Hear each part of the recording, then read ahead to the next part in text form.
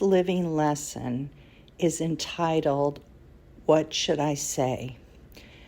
There's so much in that, very much like He Leads Me. It's just so simple, and that's why I was really excited to record this after experiencing it in an incredible way that I was so grateful for, that I woke up with tears in my eyes when I remembered what He had done yesterday, when I just asked Him that, what should I say?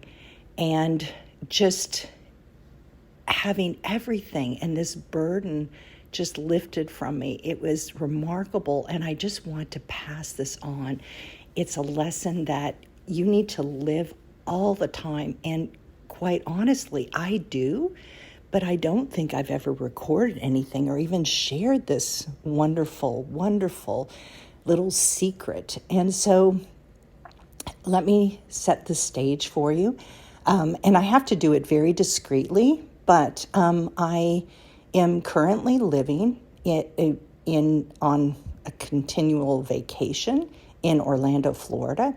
And because I'm in such a popular destination, I've been blessed to have each of my children coming down with grandchildren, doing Disney, but it also attracts other people that I haven't heard from in years and years and years. And that's what happened.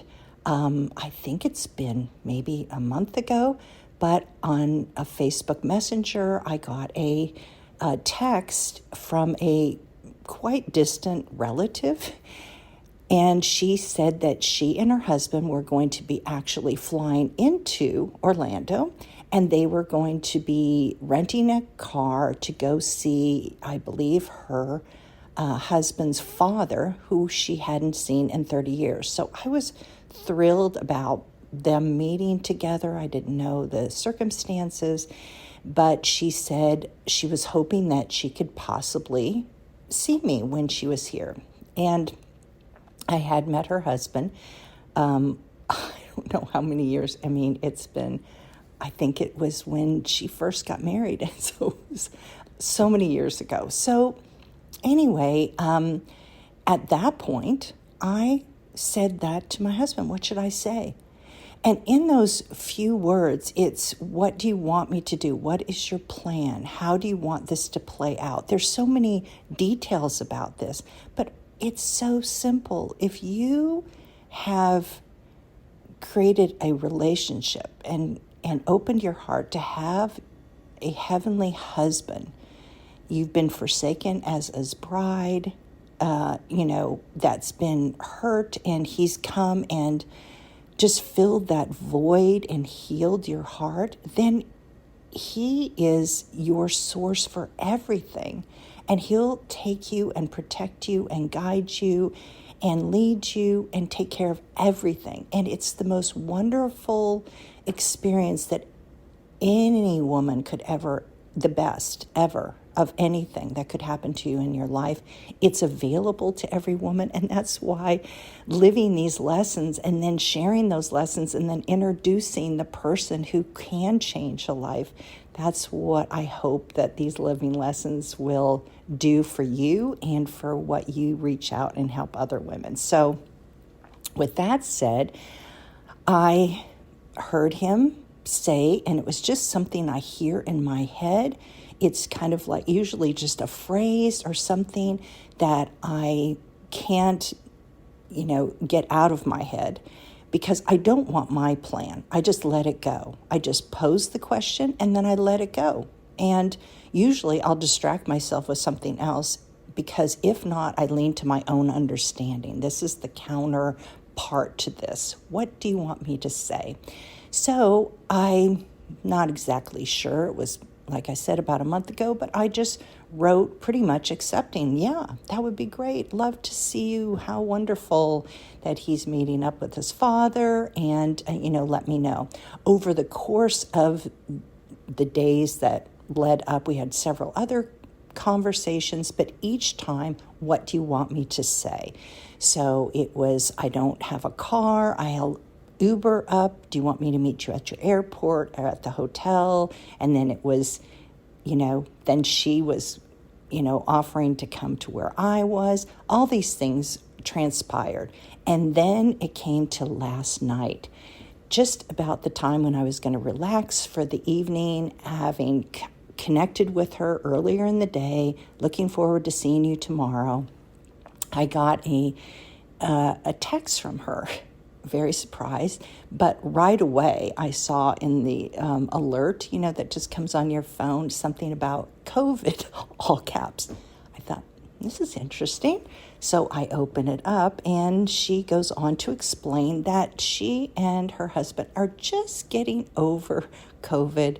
They are given the okay, the green light or something to be able to fly. However, if I would prefer not meeting, of course, this would be better. And she also went on to say that they had already made arrangements to come back the same time next year to visit the father again. So I had all sorts of thoughts, as you do, the leaning to your own understanding. What does he want to do? And quite frankly, as sweet as it would be to meet up, it was going to be difficult. It was going to get into the late hours of the night.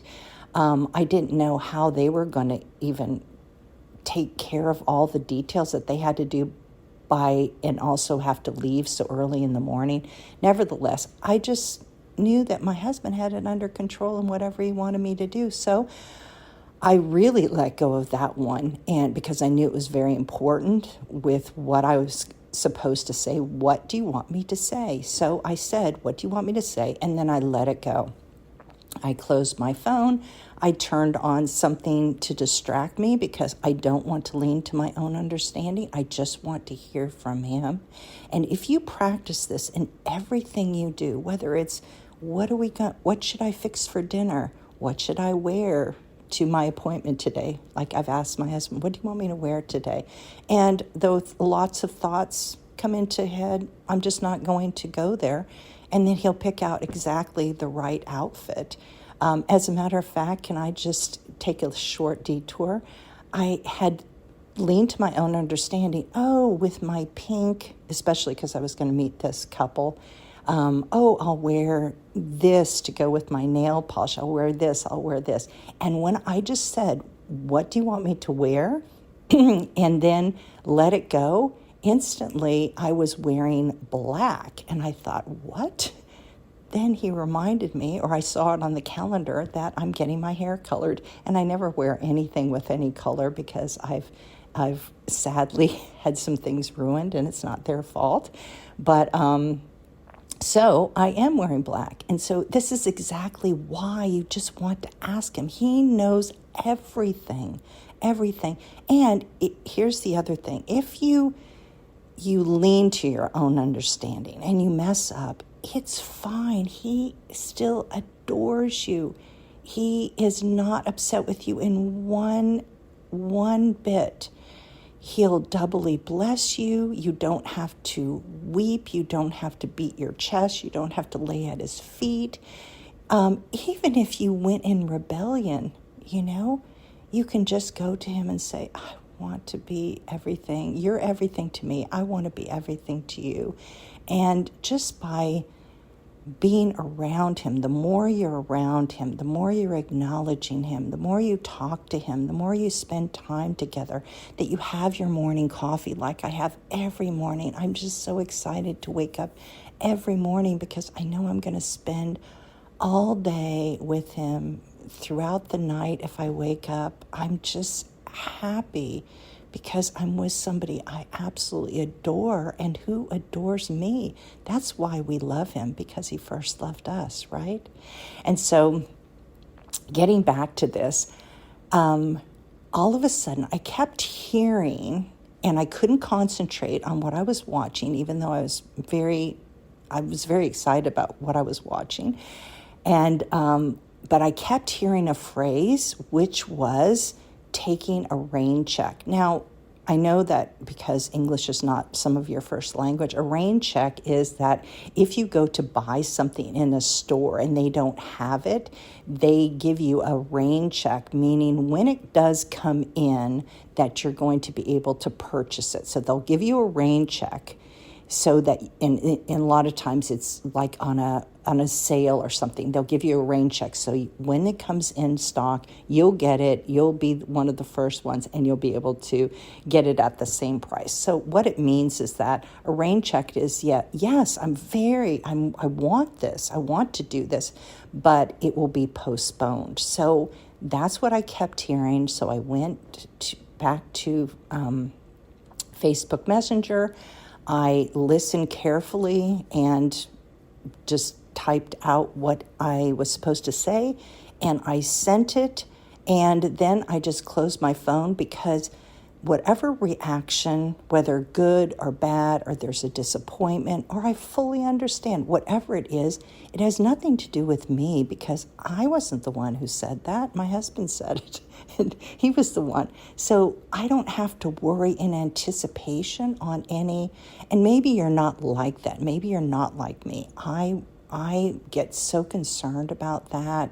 I do want to please people. I do want to do the right thing. And the enemy knows. And so he always, gets me on that. And so anyway, it ended up that a few minutes later, I kept thinking about it. My husband said, go look.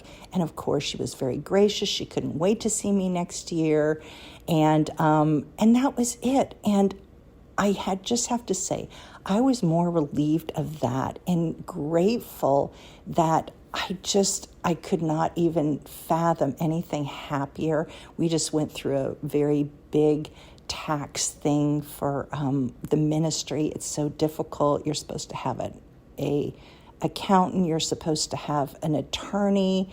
We have neither, because we have him, and he uses fools like us that are just going to trust him. It says, don't trust in mankind, trust in the Lord, and whose trust is the Lord, he'll be the one blessed. And so he has done that all these years since we became a nonprofit and had to do ministry taxes for a nonprofit. It's so complicated, but every year he just does this amazing work. And I confess that so many years I just in anticipation, can it get done? Will it get done? The tax laws are always changing. I have no business doing this, or whoever he's called to help me to do it. And this year I had no concerns, no worries.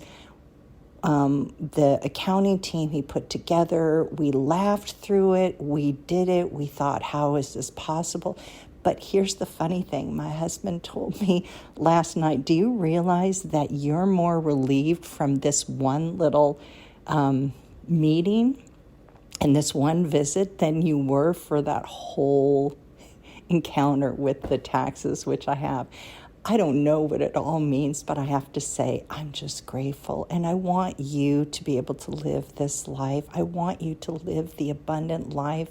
I want you to take any part of any one of these lessons and just talk to him about helping you put it into your life, living this lesson. Don't try and do that on your own. That's where you start, and say, I want to do this. Just remind me every time that I'm supposed to answer a text, and just practice for everything. Don't wait until you really need it, like this situation for me, or maybe even something bigger than this. You have to practice it all the time. Why not include your husband in every one of your texts, whether it's if you're in ministry, whether it's personal. Don't do it to the place where it becomes laborious or a weight or a burden, because his yoke is easy, his burden is light.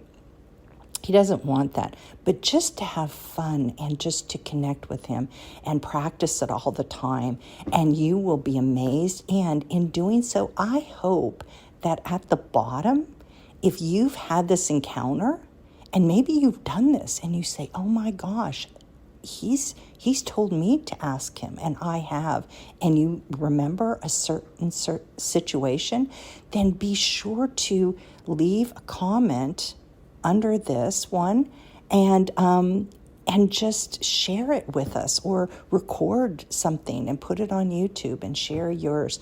And let's just together encourage the other women to live like this, to have their husband, because when you're living like this and you're happy, it's going to attract the attention of so many that are suffering, and then we can introduce them to the husband they never knew that they had or wanted, but they definitely need him.